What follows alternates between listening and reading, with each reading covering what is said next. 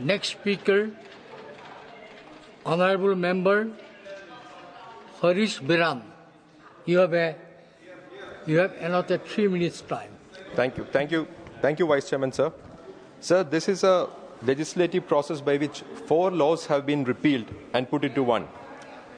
Sir, we are known to be a very welcoming country.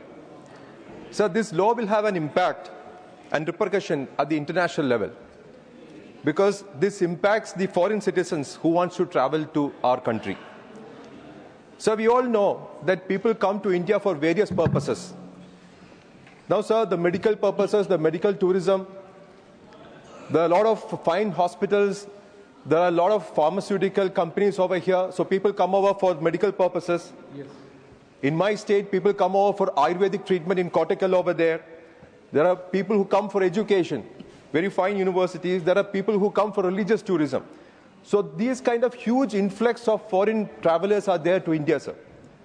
Now, this particular law actually impacts the foreigners who comes to India. So we'll have to examine this law in this context. Now, sir, when you broadly examine this law, there can only be one term which can be described for this particular law, which is, this is a snooper's paradise. Now, sir, the moment a person comes to India, lands in India, until the time he goes back to his own country, he is being snooped everywhere. Now, sir, in foreign countries, sir, we know getting visas, going to a foreign country is all cumbersome, sir. But when you are inside the country, sir, then you are free to move about in the country. Here, sir, you are inside the country, even inside the country, you will be snooped and you will be tracked everywhere, sir. Now, sir, clauses 7, 8, 9 and 10 of this particular bill, sir. This clause 7 says the central government has got the power to restrict foreigners, their entry and movement. Now, this is a very broad thing, sir. They have not specified as to what they want to do. These are broad powers actually restricting movement and imposing medical exams which will violate privacy, sir. This violates privacy and the liberty, sir. This is Article 21 violation. This particular clauses actually is unconstitutional, sir. Yeah. Because Article 21 applies to foreign citizens also.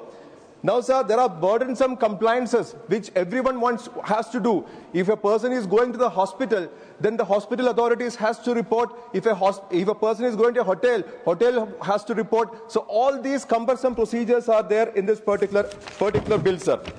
Now, sir, there are 6 or 7 small points, sir. Now, denial of entry can be on very, very vague grounds, sir. Very huge powers are given to the immigration officer, sir. Yes. Uncanalized, unbridled powers are given to the immigration officer. Once immigration officer takes a particular stand or a decision, there is no appellate power, sir. There is no appellate body. As Jayaji rightly mentioned, there has to be a tribunal, there has to be an appellate body against the orders of the immigration officer. Yes. Now, sir, there is no warrant required for arresting a foreigner who is in India. For what grounds, sir? For very, very vague grounds, sir. Now, sir, reporting obligation, sir. That and another clause is which is very, very strange is an association clause. Just half a minute, sir. 1 minute. Association clause, sir. If a foreigner is associated with a particular association, then he can be deported on that ground, sir.